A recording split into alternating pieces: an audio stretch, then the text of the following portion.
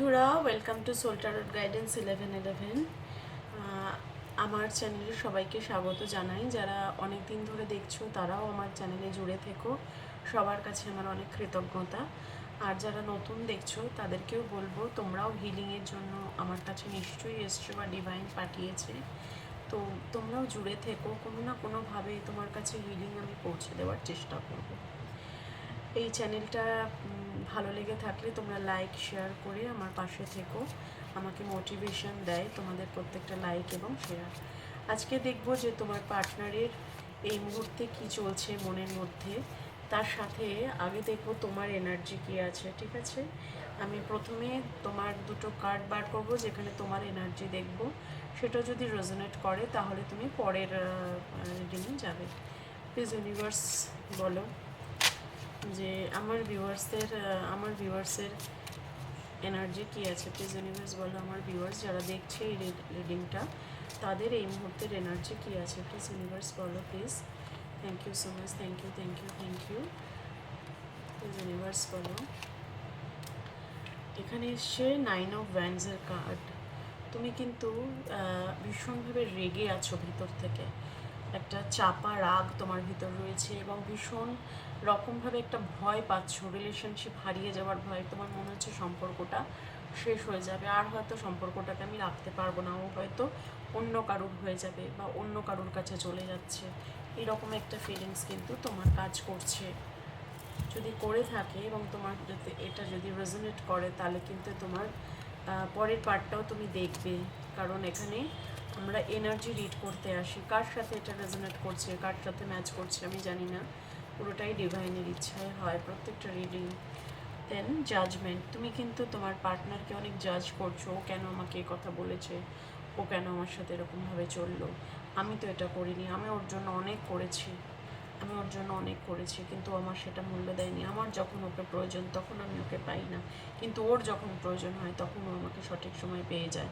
আমি অনেক বেশি করে ফেলেছি, এতটা দেওয়া ঠিক হয়নি। এই রকম একটা মানসিকতা তোমার মধ্যে এই মুহূর্তে চলছে এবং তুমি কিন্তু ভিতর ভিতর ওর উপর প্রচণ্ড রেগেও আছো এবং তোমার মনে হচ্ছে দূর দরকার নেই এসব সম্পর্কে, সব শেষ করে দেবো। ভাবার পরও কিন্তু তুমি ট্যারোট রিডিং দেখছো, তাই তো? এটা যদি তোমার এনার্জি হয়, রেজোনেট করে, তাহলে অবশ্যই তুমি পরের পার্টটা দেখো। তোমার পার্টনারের নাম মনে মনে 3বার নাও, ইউনিভার্সকে গ্র্যাটিটিউড পে করো। আমি বলবো তোমার পার্টনার এই মুহূর্তে তোমাকে নিয়ে কী ভাবছে।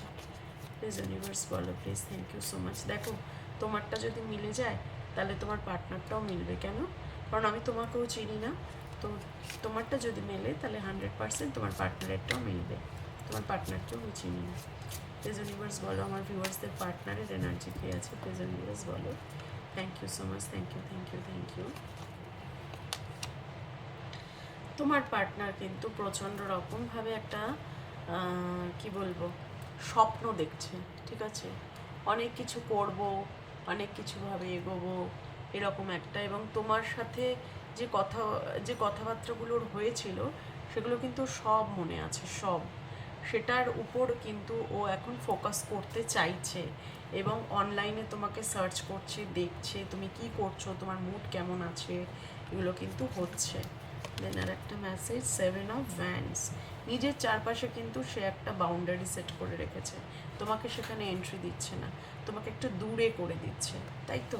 এটা কিন্তু সে ভাবছে, সে ইন্টেনশনালি করছে, কারণ তার লাইফে এই মুহূর্তে কিছু একটা এমন সমস্যা হয়েছে যেখান থেকে সে বেরোতে পারছে না। এস অফ ভ্যান্স, এবং এগুলো প্রত্যেকটা ভ্যান্সের এনার্জি দেখতে পাচ্ছ। যারা দেখছো তারা ফায়ার সাইনের হতে পারো, হ্যাঁ, এরিস, লিও, স্যাজিটেরিয়াস, এই 3টে সাইনের হতে পারো তুমি বা তোমার পার্টনার 100%। এবং এখানে ভ্যান্সের এনার্জি বলছে তোমার প্রতি কিন্তু তোমার প্যাশন, প্রচুর প্যাশনেট লাভ তোমাদের, এবং তোমার পার্টনার কিন্তু তোমার সাথে রিলেশনশিপ কোনোভাবেই শেষ করবে না, রিলেশনশিপে টিকে থাকবে, রিলেশনশিপ শুরু করতে চাইছে। তোমার মনে হচ্ছে সে সব কিছু শেষ করতে চাইছে, নট লাইক দ্যাট। সে কিন্তু রিলেশনশিপে থাকবে, অবশ্যই থাকবে। দেন আর একটা মেসেজ দেখো প্লিজ ইউনিভার্স বলো। 3 অফ ওয়ান্ডস। তোমার সাথে সে রিলেশনশিপটাকে এগিয়ে নেওয়ার জন্য বাইরে কোথাও যাওয়ার একটা পরিকল্পনা করছে, কাজের জায়গাটাকে স্টেবল করার চেষ্টা করছে, এবং তার পরিবারে কিন্তু ফ্যামিলি লাইফে অনেক প্রবলেম আছে। এবং এখানেও তুমি দেখো, এখানেও ভ্যান্সের এনার্জি। আজকে যারা দেখছো, আমি বলবো যদি রেজোনেট করে রিডিংটা তোমার, অবশ্যই, কিন্তু এখানে ম্যাক্সিমাম এনার্জি কিন্তু এরিস, লিও, স্যাজিটেরিয়াসের সাথে ম্যাচ করবে, এত ভ্যান্সের কার্ড আসছে।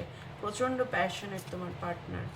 আর 8 অফ কাপস, রিলেশনশিপটা মনে হচ্ছে তার ইমোশনাল লস ফিল করছে, তার মনে হচ্ছে রিলেশনশিপটাকে হয়তো সে আর ধরে রাখতে পারবে না, সে চেষ্টা করছে। দেখো, S of pentacles, S of Vance, দুটো কার্ডই বলছে সে কিন্তু নতুন করে রিলেশনশিপটা শুরু করতে চাইছে এবং তোমাকে কমিটমেন্ট দেবে। এই মুহূর্তে এখনও হয়তো তোমার মনে হচ্ছে কিছুই করছে না, সে প্ল্যানিং করছে, প্ল্যানিং করে এগোচ্ছে, ধীরে ধীরে এগোচ্ছে।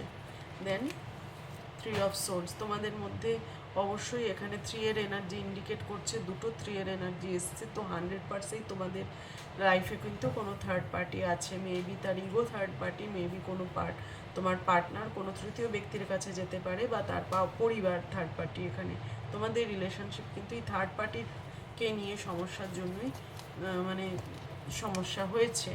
এবং 8 অফ ভ্যান্স, এই মুহূর্তে তোমার পার্টনার কিন্তু তোমার সাথে কমিউনিকেশন করার কথা ভাবছে। এবং 6 অফ সোর্স, অবশ্যই 100% তোমার কাছে আসার সে প্ল্যানিং করছে এবং চেষ্টা করছে, সে কিন্তু তোমার কাছে আসতে চাইছে। 100% ট্রু রিডিং এটা, যার সাথে রেজোনেট করছে। আমি জানি না কে দেখছো, অবশ্যই থার্ড পার্টি নিয়ে তোমাদের মানে তোমাদের দুজনের মধ্যে ঝামেলা হয়েছে।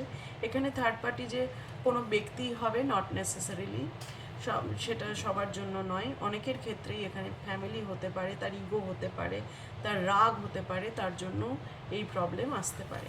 ঠিক আছে, এই মুহূর্তে দেখে নিলে তোমার পার্টনারের কারেন্ট ফিলিংস।